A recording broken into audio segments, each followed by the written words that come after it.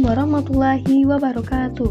Perkenalkan, saya Tiffany Francisca, kelas 12G absen 37. Pada video ini, saya akan mempresentasikan hasil kerja saya mengenai perancangan jaringan untuk Puskesmas Sehat Bersama. Perancangan jaringan ini dibuat dengan tujuan untuk meningkatkan efisiensi administrasi serta menjaga keamanan data rekam medis pasien agar tidak mudah diakses oleh pihak yang tidak berwenang. Berdasarkan soal yang diberikan, terdapat 3 bagian utama dalam puskesmas ini. Yang pertama, ada bagian pendaftaran. Bagian pendaftaran ini atau ruang pendaftaran memiliki 3 PC, yang dimana 3 PC ini harus selalu terhubung ke server pusat tanpa terputus karena berkaitan langsung dengan pelayanan pasien. Lalu yang kedua ada ruang dokter dan perawat. Ruang dokter dan perawat ini memiliki 2 PC serta membutuhkan jaringan WiFi yang luas untuk mengakses rekam medis melalui tablet. Lalu yang ketiga, ada ruang farmasi. Ruang farmasi ini memiliki 2 PC untuk pengelolaan stok obat dengan syarat jaringan harus terpisah dari WiFi publik demi menjaga keamanan data.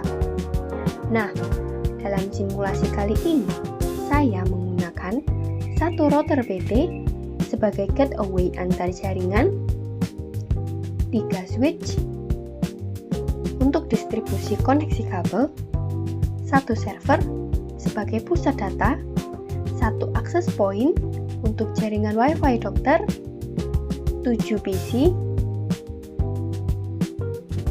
dan juga beberapa perangkat wireless seperti tablet.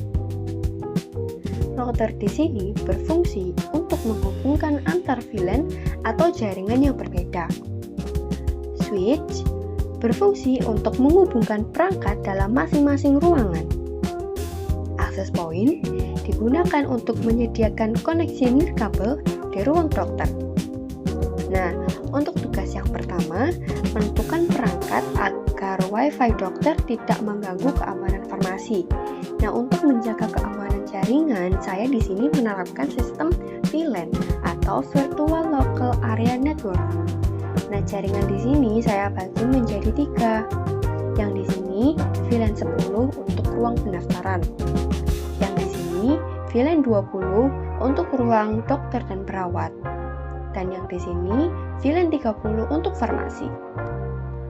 Akses point ditempatkan pada VLAN 20 sehingga perangkat wireless hanya dapat mengakses jaringan dokter dan tidak bisa langsung mengakses jaringan farmasi. Seperti ini contohnya.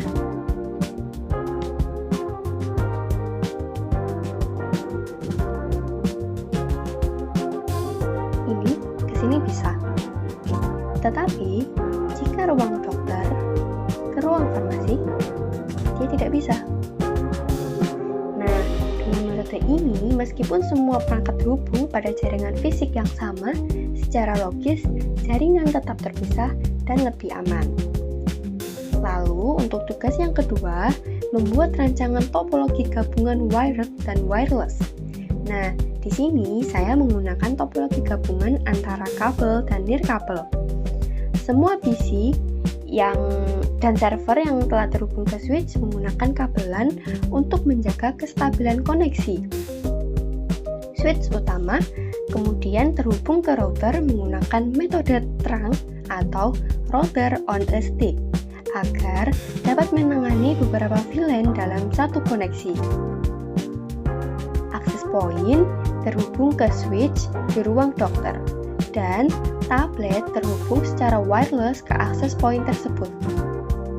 Desain ini memastikan perangkat penting seperti pendaftaran tetap stabil menggunakan kabel, sementara dokter fleksibel menggunakan perangkat wireless. Nah, untuk tugas ketiga, menyusun skema alamat IP dengan subnet yang berbeda. Untuk meningkatkan keamanan dan mempermudah pengelolaan jaringan, saya di sini menggunakan subnet yang berbeda untuk setiap VLAN. VLAN 10, bagian ruang pendaftaran, saya menggunakan network 192 192.168.10.0. Dan untuk gateway-nya saya menggunakan 192.168.10.1. Lalu untuk VLAN 20 bagian ruangan dokter dan perawat, saya menggunakan network 192.198.20.0.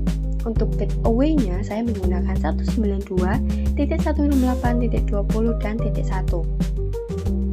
Lalu untuk bagian farmasi atau VLAN 30, saya menggunakan network 192.168.30.0.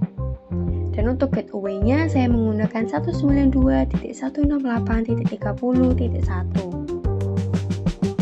Dengan pembagian subnet ini, setiap bagian memiliki jaringan yang terpisah, sehingga keamanan lebih terjaga dan manajemen jaringan menjadi lebih terstruktur.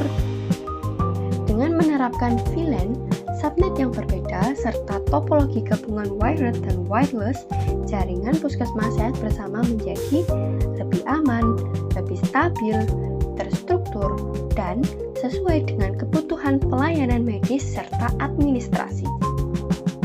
Demikian presentasi yang dapat saya sampaikan kali ini. Mohon maaf bila ada salah kata maupun hal yang kurang berkenan. Terima kasih semuanya. Wassalamualaikum warahmatullahi wabarakatuh.